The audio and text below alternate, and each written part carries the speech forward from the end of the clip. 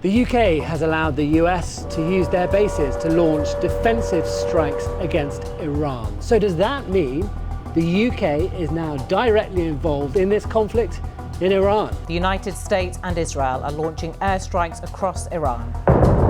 The United States military began major combat operations in Iran.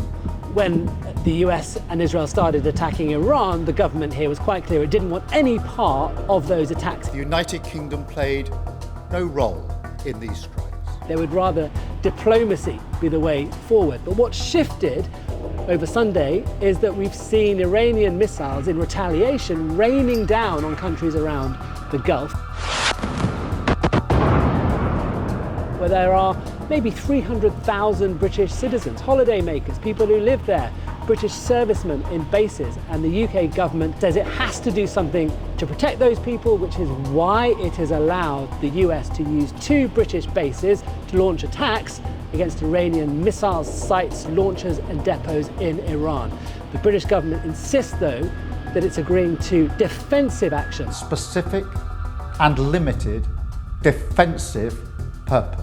It means that there will be missions carried out from Diego Garcia in the Indian Ocean and a British base RAF Fairford in England, where American planes will take off to bomb targets in Iran. What the UK is adamant that it's not going to do is to give the green light to any British bases being used to attack Iran directly, whether political leaders or Iranian infrastructure. That is not going to happen. This, though, is a really interesting case of where their view of how the world works divides, really. President Trump has expressed his disagreement with our decision not to get involved in the initial strikes.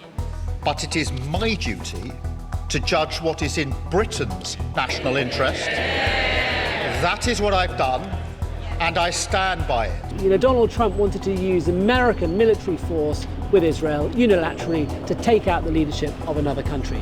The government's perspective here is that it would be better to carry on diplomacy, and the Prime Minister here very mindful too of the politics involved. We all remember the mistakes of Iran, and we have learned those lessons. The memory, even 20 years later, of that long war in Iraq and the British involvement there, and Afghanistan, of course, I think he knows that within his own party there'll be many people very nervous about where this goes next.